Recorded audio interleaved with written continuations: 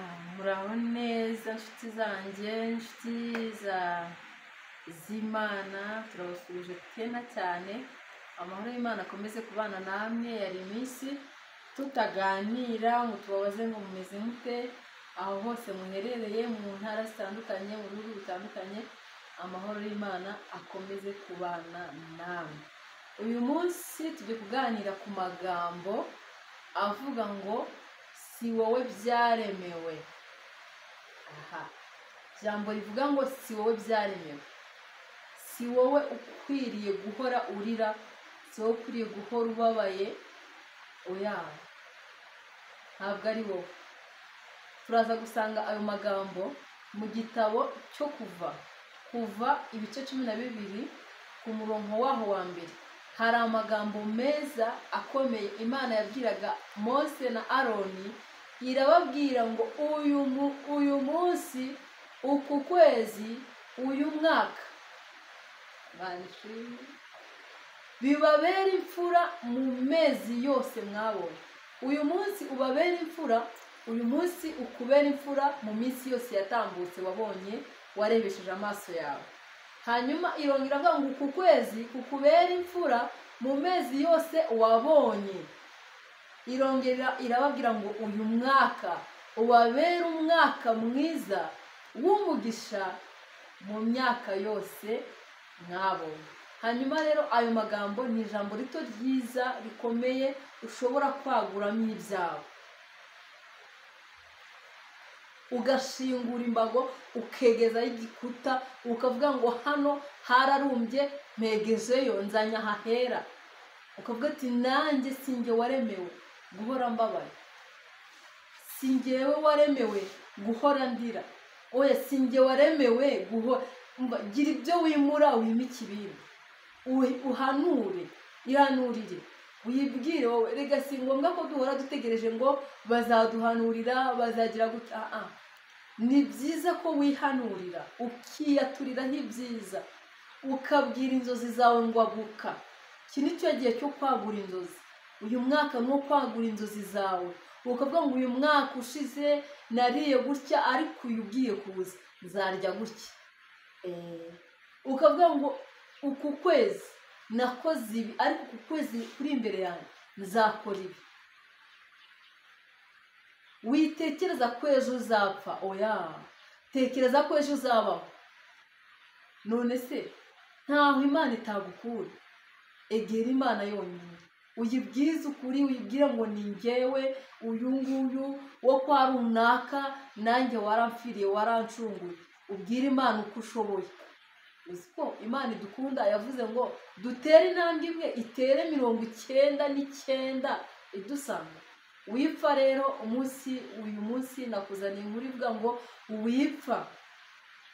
Uyu munsi ukubera imfura mu minsi yose wabonesheje amaso yawe. Wipfa uku kwezi kukubera ukwezi kw'imfura mu mezi yose wabonye. Wipfa uyu mwaka tugiye kwinjiramo ukubera imfura mu myaka yose yanyuze mu maso yawe. Witerwa ubwoba n'ibihe, kuko umwami w'ibihe ari muri wowe. Witerwa ubwoba n'iminsi, kuko umwami w'iminsi ari muri wowe. Witerwa ubwoba n'inshuti zawe. Yesu ni inshuti nziza itagutererana, ntiyagusiga mu gahinda, ntiyagusiga aho waba uri hose. Hamagara Yesu n'inshuti, umwemerere, umubwire ati uku kwezi gumana nanjye, ndifuza ko uku kwezi kumbera imfura. Ubwire Yesu, umbwire ati Yesu, wamennye amaraso ku buzima bwanjye kugira ngo upfire, usige icyubahiro n'ubwiza wari ufite. Uraza, nyemerera uku kwezi kumbera imfura, uri kumwe nanjye.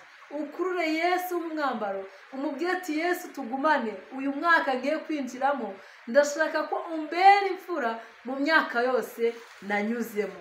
Hari imyaka yakurishije, hari imyaka yakubabaje, hari imyaka yagutwariye imiryango, hari imyaka yakwihebesheje, ariko ihanurire, uyibwire, uvuga ati njyewe uyu mwaka ugiye kumbera imfura, igihe kirahagije mbabaye.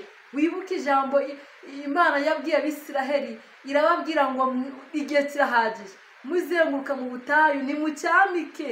Ihanurire wibwire ngo igihe cyo gucyambika kirageze, maze ubwire amajwi ari muri wowe uyacecekeshe, uyabwira ngo ceceka nanjye byambera, uyu musozi nawurangiza. Hanurira imisozi iri imbere yawe wibwire ati ceceka, nawe ceceka, uyimanure uyitse, uyibwire ati nshingiye. Itegereze, hari impamvu zatuma wemera ibi bintu ndi kuvuga. Hari impamvu yatuma ufata Yesu nk'inshuti yawe, ukamugira umwambaro, ukamwambara, ugafata ibyiringiro byawe ukabizamura. Amen. Zaburi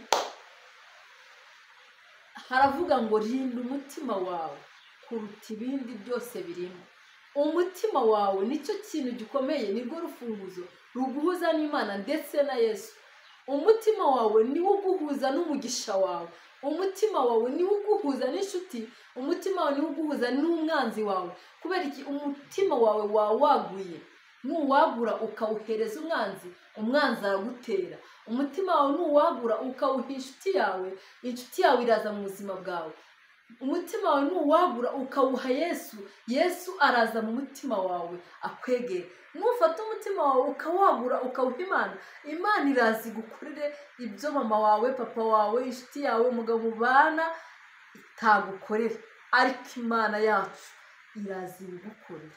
Rinda umutima wawe kuruta ibindi byose birindwa. Hanyuma wihanurire, ubwire umubiri wawe, ubwire ati rero igihe kirahagije urwaye, uku kwezi ugomba gukira mu izina rya Yesu.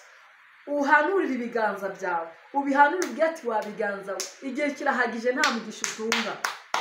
Iki nicyo gihe cyo kugira ngo ntunge umugisha uyu mwaka. Uhanurire umwambaro, ubwire imyambaro, ubwire ati iki ni igihe ntambara, noneho ni ngewe ugomba kwambara, ni njye ugomba kwambara neza. Ubwire umuntu ati igihe kirahagije, wizirika utarya, iki nicyo gihe cyo kurya. Hanura.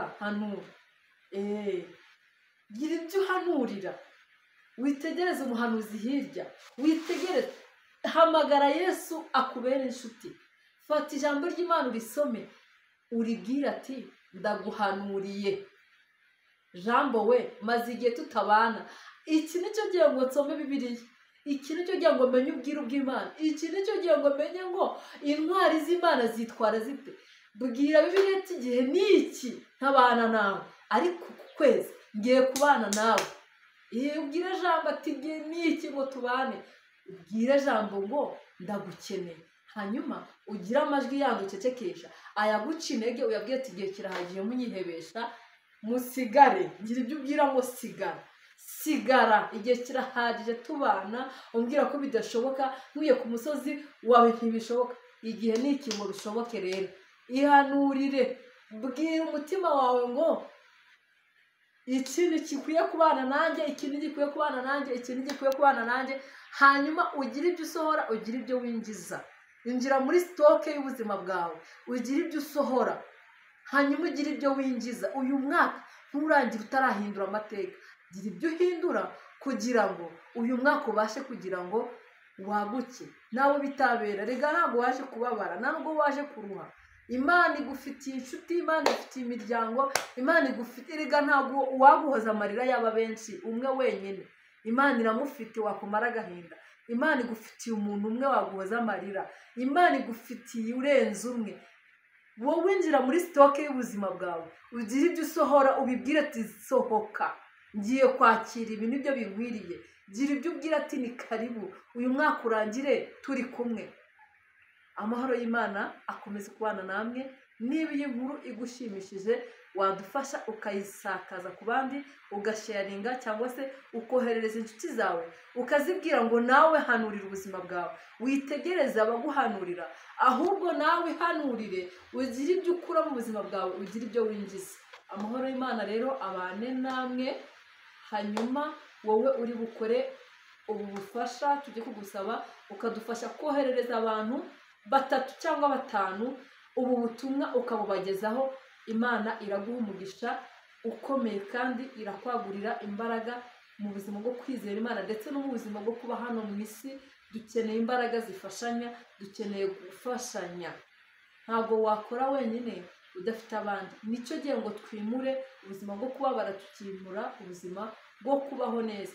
Rero inshuti zawe wifuriza kubaho neza, gerageza 3 uboherereze, 5 uboherereze, uwo umutima wawe wa mbere wumva ukubise, umubwire ngo igihe kirahagije, uri mu bihe bikurusha imbaraga, akira ibihe bikunezeza. Imana iduhane umugisha.